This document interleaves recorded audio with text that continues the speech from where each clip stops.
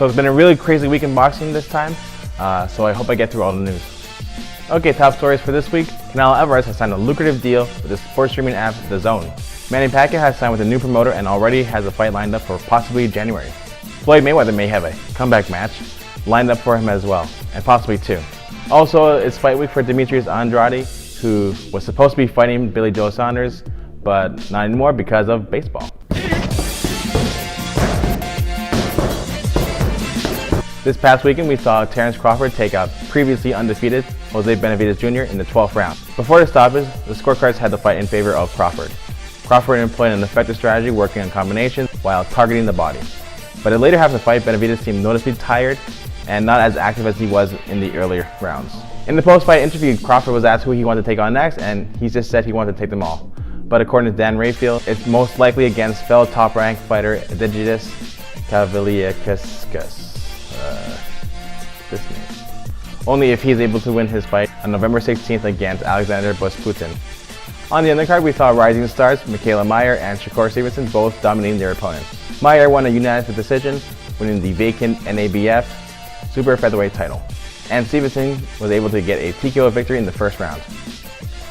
On the other side of the pond, in Newcastle, England, we saw hometown favorite Lewis Ritson lose a split decision to Belgian-based fighter Francisco Patera. I was initially going to skip this fight, but when I watched it, it was a really good match with Patera outboxing and countering the pressure fight in Ritson. With the victory, Patera won the vacant EBU European lightweight title. And in Yekaterinburg, Russia, I practiced that one. Zelayan Tate defended his WBO bantamweight title, spoiling the 2016 Olympic silver medalist Mikhail Alyan's plan of attaining a world title in his fifth pro fight. Tate now advances in the World Boxing Super Series bantamweight tournament, moving on to the semifinals, waiting for the winner of Nonito Donaire against Ryan Burnett. It is fight week for a couple events going on just this weekend. The first will be Ryota Murata, who will be defending his WBA middleweight title against Rob Brandt. I don't really know who he is. This fight is meant to be a showcase for Murata to help him build his American fan base. Apparently, Triple G's promoter, Tom Loeffler, will be in attendance, as Murata could be facing Triple G next. No word yet if this means that Triple G is interested in signing with ESPN, or could it be a one-off fight with Murata just to attain a title. The other event happening this weekend is Demetrius Andrade will be facing not Billy Joe Saunders, because Billy Joe Saunders has failed a drug test for banned substance oxylofrene. Because Saunders was not approved by the Massachusetts Boxing Commission, he was stripped of his title and he lost out on a $2.3 million payday. Now to the rest of the world, oxylofrene may not be a big deal, but in America it is. Oxylofrene is an amphetamine chemically related to ephedrine. And back in 2003, a Major League Baseball player died of a heat stroke while in training camp, and medical examiners have found that ephedrine contributed to his death. But there is more to this story, just Google it. Though Demetrius Andrade is expected to win his fight, the undercard of the event is expected to be very exciting. We have Katie Taylor from Ireland defending her WBA and IBF lightweight title against tough and tested Cindy Serrano. And we have Tevin Farmer defending his IBF featherweight title for the first time against UK's James Tennyson. The Lomachenko-Pedraza unification fight is starting to fill up his undercard for December 8th. In action, we'll see Teofimo Lopez making his return since having surgery on his hand that he injured in his last fight.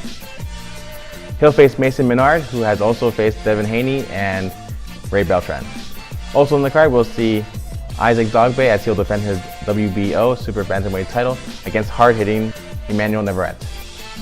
Now the light heavyweight division is starting to heat up once again as the major matchups have just been announced. Lidier Alvarez is expected to defend his WBO light heavyweight title that he took from Sergey Kovalev on February 2nd on ESPN. In their first fight, Kovalev was ahead on the scorecards before being knocked out by Lidier Alvarez in the 7th round. Despite the win, Alvarez is motivated by the lack of respect that he received from Kovalev regarding their last fight. Dmitry Bivol will be defending his WBA light heavyweight title against former champion John Pascal on November 24th in Atlantic City, aired on HBO. Joe Smith Jr., the man who knocked out Bernard Hopkins out of the ring in his retirement match, is set to be back and getting a title shot for December 15th or 22nd. He will fight for the IBF light heavyweight title against Artur Beterbiev. The fight is set to be aired on DAZN. And no longer a free agent, Manny has signed with Al Heyman Promotions, and he is expected to be back in the ring for January against Adrian Broner, either for January 12th or 19th. The fight would help Pacquiao prepare for a possible rematch against Mayweather, as Broner does have somewhat of a similar style as Mayweather. Now, the rumors surrounding Floyd Mayweather's next fights have been very confusing. There is a video with Leonard Ellerbe and 155-pound champion Khabib Nurmagomedov calling out Mayweather. This could be that January fight that Mayweather has been talking about. In response to that video, Mayweather has asked CBS, Showtime, and MGM Grand to get out their checkbooks.